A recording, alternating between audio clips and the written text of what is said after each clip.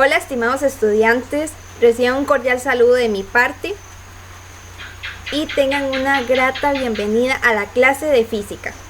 Yo soy la profesora Jocelyn Jiménez Sánchez y los voy a estar acompañando en el transcurso de 4 semanas mientras realice la práctica en la carrera de enseñanza de las ciencias naturales. Y para cualquier consulta o duda lo pueden realizar mediante el siguiente correo. El tema que vamos a ver hoy en la clase sería el de las ondas mecánicas.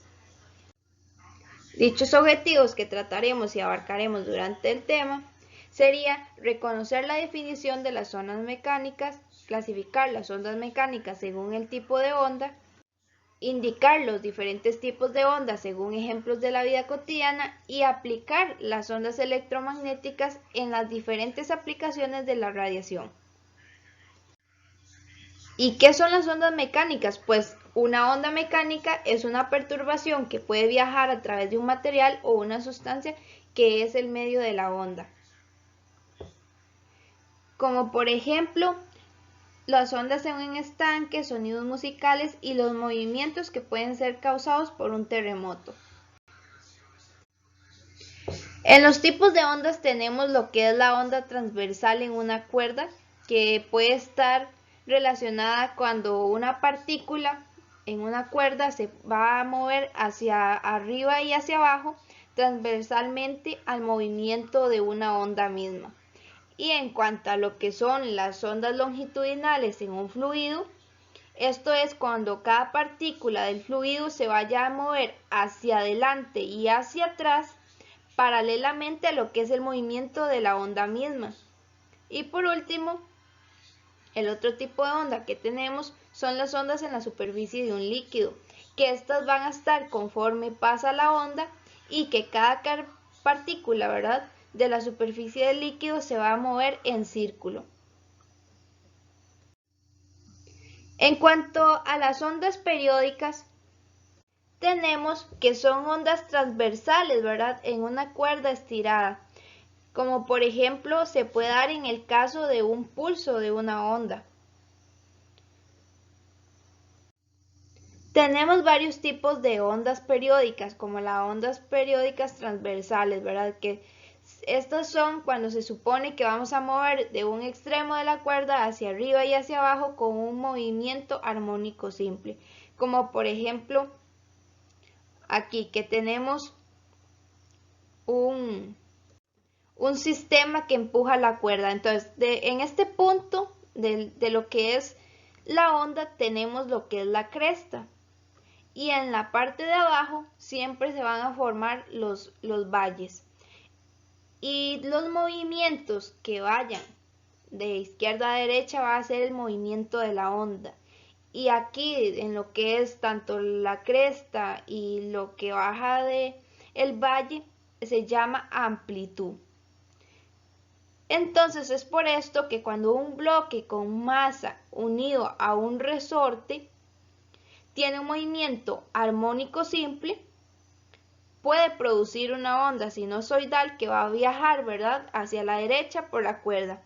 Por decirlo así, en un sistema real, se tendría que aplicar una fuerza impulsadora al bloque para que se pueda reponer lo que es la energía transportada por la onda. Y el otro ejemplo que tenemos de ondas periódicas son las longitudinales, porque es una onda periódica que se va a considerar en un tubo largo que puede estar lleno como un fluido o como un pistón en el extremo izquierdo, como se observa en esta figura, ¿verdad? Que el embolo que oscila en el movimiento armónico simple va a empujar, ¿verdad?, ese dicho pistón, y vamos a contener, ¿verdad?, un movimiento hacia adelante del embolo que se crea, ¿verdad?, por el medio de la compresión, siendo, ¿verdad?, lo que es la zona más alta de la densidad, y lo que es el movimiento hacia atrás va a generar por la rarefacción, que esta es la zona con baja densidad. Aparte de esto, también contamos con una rapidez de onda, y de este extremo a este otro extremo, ¿verdad?, de estos dos puntos, tenemos lo que es la longitud de onda, por decirlo así, la distancia entre los puntos que están correspondientes a los ciclos sucesivos. Como parte del tema de las ondas tenemos lo que es también la energía del movimiento ondulatorio, que lo podemos representar, ¿verdad?, con dicha fórmula. Tales movimientos, ¿verdad?, que todo movimiento ondulatorio tiene energía asociada. Entonces, dicha energía que recibimos, como por ejemplo del Sol o de los efectos destructivos del oleaje y los terremotos, lo atestiguan que, ¿verdad?, que representan un movimiento que cuentan con energía. Como en este caso, a este patito que crea ondas en el agua, por decirlo así, son ondas superficiales y que a raíz de lo que es la rapidez de nado de los patos, como por decirlo así, cuando un pato nada, este va a producir ondas en la superficie del agua. Entonces, cuanto más rápido nade, mayor será la amplitud de las ondas y más energía debe utilizar el pato para poder producir tales ondas. A su vez, también en este tema vamos a ver lo que es la rapidez de una onda transversal, ya que esta va a contar, ¿verdad?, con cantidades físicas que van a determinar la rapidez de las ondas transversales, que cuentan, ¿verdad?, con una cuerda, son como la tensión y su masa por la unidad de longitud. Entonces, por decirlo así, como vemos aquí a esta serpiente, ella crea ondas en el cuerpo y que se mueve en el suelo, produciendo ondas que viajan hacia atrás de su cuerpo, desde su cabeza hasta su cola. Entonces, las ondas son estacionarias con respecto al suelo cuando empujan contra él, o sea, de manera que la serpiente se mueve hacia adelante, como vemos en el ejemplo, ¿verdad?, de la serpiente. Otras ondas que tenemos, ¿verdad?, dentro de este tema son las ondas electromagnéticas, que estas, recuerden que van a ser las que van a incluir la luz, las ondas de radio, las radiaciones infrarrojas y ultravioleta, o lo que son los rayos X, o sea, que pueden procurar impulsos en el espacio vacío, donde no hay un medio. Entonces, por decirlo así, se explorarán estas y otras ondas no mecánicas en estos temas a continuación que vamos a presentar ahorita. Tenemos también lo que es la radiación. Dentro de estas ondas electromagnéticas tenemos la radiación, y la radiación es la transferencia de calor por ondas electromagnéticas, como por decirlo así, la luz visible, los rayos infrarrojos y la radiación ultravioleta. Y se puede estar representada por esta fórmula, ¿verdad? Porque para poder averiguar, ¿verdad?, lo que es la radiación, la corriente de calor por radiación, se va a representar por la H. Entonces, para poder averiguar esto, tenemos que tener estos datos. Tenemos que tener la área de la superficie emisora. También tenemos que tener la emisividad de la superficie, la constante de Stefan Boltzmann y lo que es la temperatura absoluta de la superficie elevada a la 4 para poder obtener cuál es esa corriente de calor por radiación. Dentro de la radiación tenemos varias aplicaciones. Tenemos aplicaciones que son positivas y a la vez negativamente, o sea, tanto en las aplicaciones que tenemos positivas podemos representarlo en el clima. Y en la medicina la radiación ha venido a mejorar desde muchos ámbitos, porque ya sea para los rayos X o para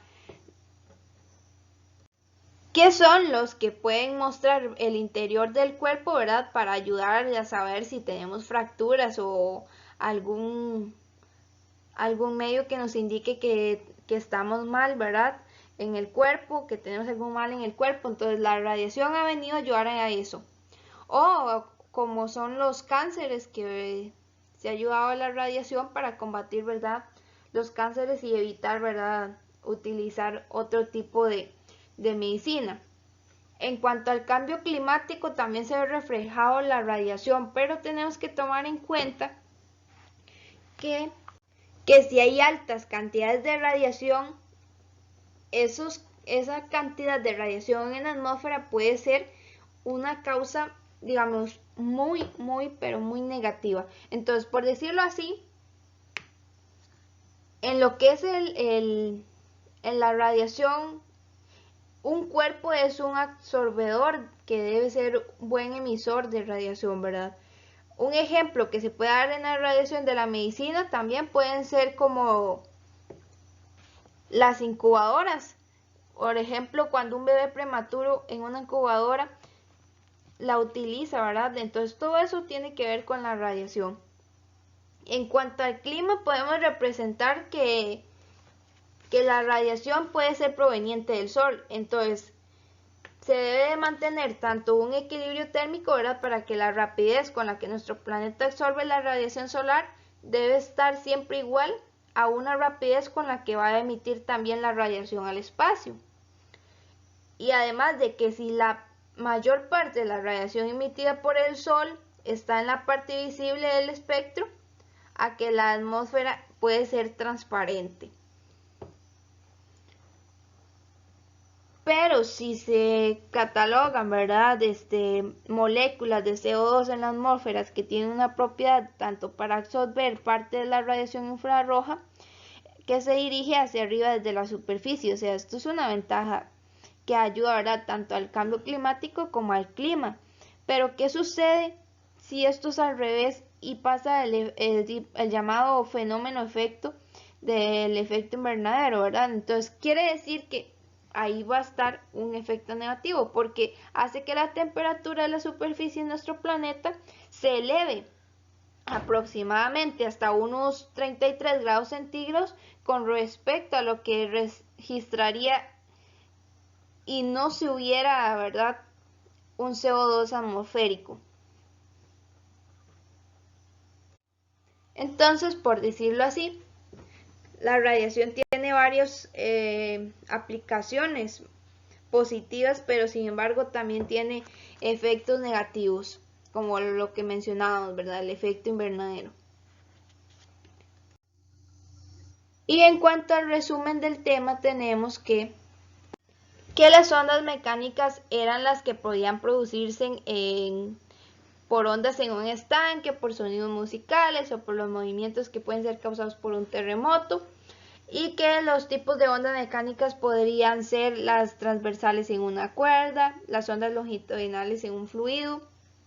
También se incluyen las ondas en la superficie de un líquido, y que a su vez también lo que eran las ondas electromagnéticas, estas iban a ser las que incluían, ¿verdad?, la luz, las ondas de radio, las radiaciones infrarrojas y las ultravioleta.